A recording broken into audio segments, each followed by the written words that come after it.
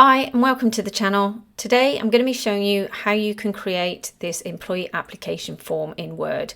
It's a lot quicker than you might think because a lot of this text can be copied and pasted, and I'll show you how to do that now. So if you open a new document, and then we'll just quickly go onto the internet, and here we're going to go to ChatGPT, and this is going to make your life extremely easy and quick. So when you're in ChatGPT, you can see the website at the top here. At the bottom here, it allows you to put in your message, and all I've entered in is employee application form contents. And this is the list it's given me all the way down to the bottom here. So all I need to do is click and drag my mouse all the way to the top of that list. And once I've done that, I can right click, go down and click copy. Then go back to Word. So in your default document, your cursor will be at the top. I'm just going to hit the return key once to allow me to put a title in, and also to be able to move that table down. So you can go back to GPT and count the exact amount of rows. I've actually done that, and I need 55 rows in my table. So go to Insert, go to Table, click on the drop down and select Insert Table. And I want 2 columns and 55 rows. Whoops. And click OK. The next thing to do is just click and drag all the way down that first row and click to this corner here, and it will only select the left-hand column. Then go to Home, go down to Paste, click on the drop down and select Match Formatting, and there it will perfectly inserted as it was in ChatGPT. So we now need to go and make a few customizations to this table. So the first one will be the height of all these rows. They're quite tight together, so we're going to select the whole table.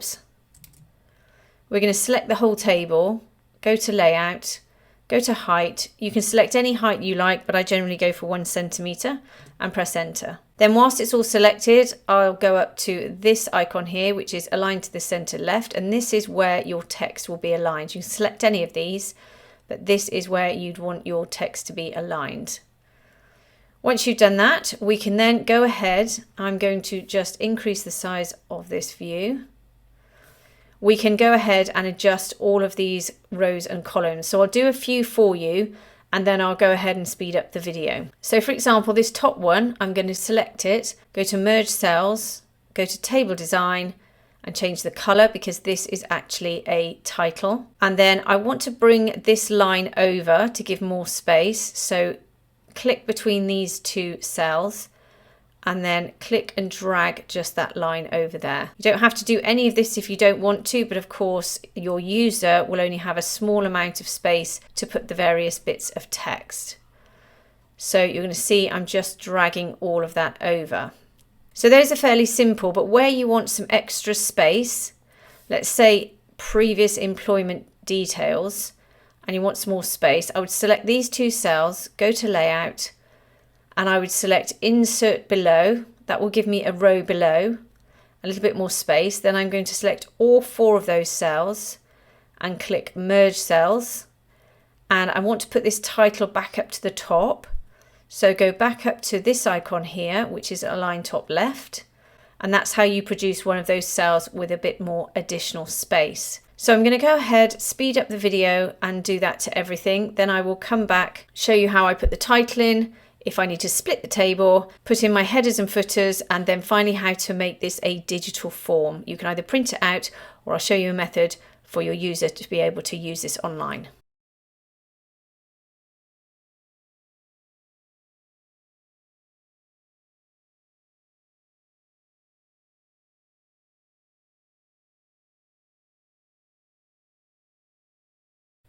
Okay, so now we've completed all this, I'm just going to create a bit of extra space at the top here for a title.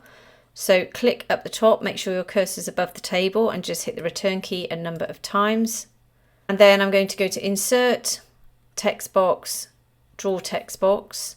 Now the reason I don't just type a title is because it just gives me a lot more flexibility by using this text box. I can pretty much place the text wherever I want and it won't affect the table. So just put in your title. And I'm going to select the text, go to the Home tab, and I'm going to click on Increase Font Size.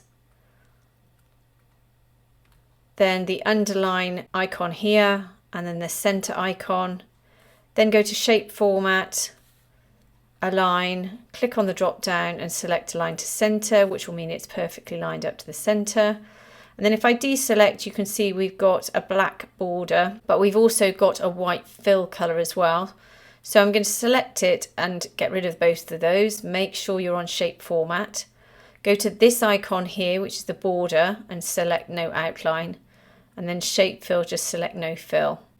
Then here you can see that it's completely transparent and you can move it wherever you want to. So once again, I'm just going to align that to the center. And then by clicking at the very top or the very bottom of your page, you will enter into the headers and footers. Here I can go to insert, picture, picture from file, and here you can insert your logo. So select your logo and click insert. Once it's inserted, you won't be able to move it until you change the wrapping.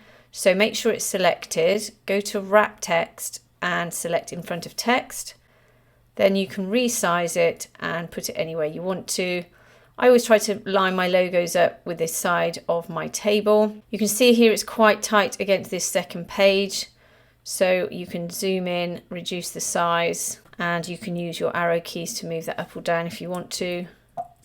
Then at the bottom, just click on the footer, go to header and footer, go to page numbers and select page number. And then I'm going to put mine into the center and click OK. And then over here, you might want to put a small title in just to file your forms. And then once you're happy with that, just double click inside and that's your completed form. Now, if you find that you've got a section, let's say in the titles down here and the next section's up here, then just click on the title. Let's say this is the title.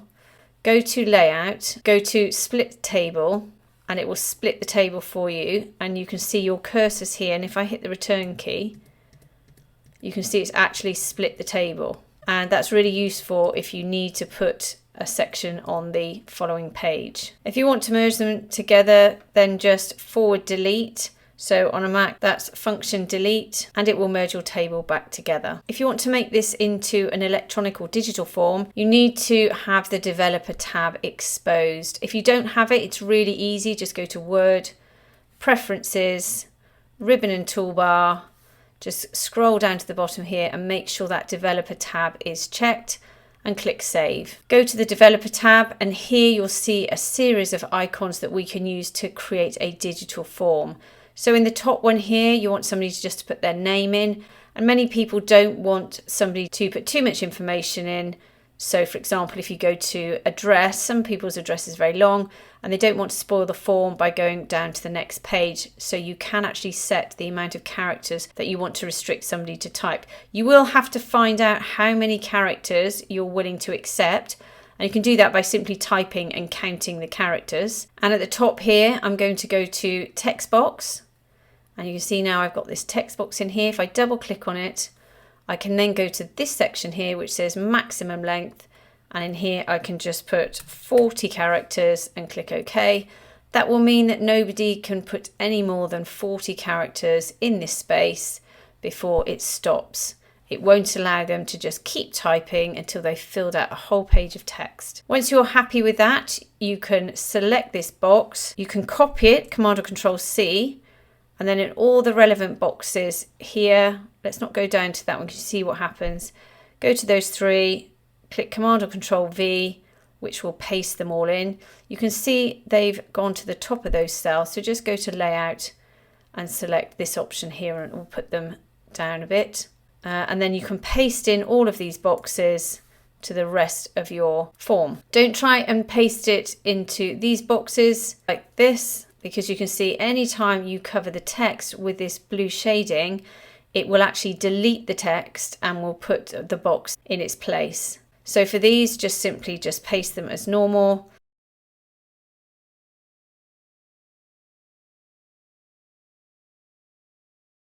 Okay, so once you've finished, you can then go back up to the developer tab and you can take off the shading if you don't want it, or you can click back on it to show your user where to click. And the final thing you need to do is to protect your form. If you select this, then each time I try to click on any part of the form, it will jump straight to one of these boxes. So if I click on the phone number, you can see it jumps straight across to here, and I can't actually edit any of this form. I can't type on it anywhere other than the areas that we've placed these boxes. So once you're happy with your form, then you can save it out. You can go to File, you can save it as a Word document, or if you go to Save As and you go to this menu here, you can go down and save this as a PDF, or you can save this as a template. So go to File, go to Save as Template. Make sure you save it in templates and make sure you save it as Word Microsoft templates.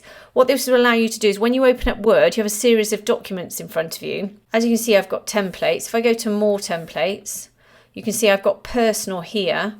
In here, I've got all of my templates that I've ever created. So I can go in and use those templates. When it comes to saving it, Word will actually ask you to save it as a completely different document, so you don't overwrite the template that you've made. So that's 3 different ways you can save it.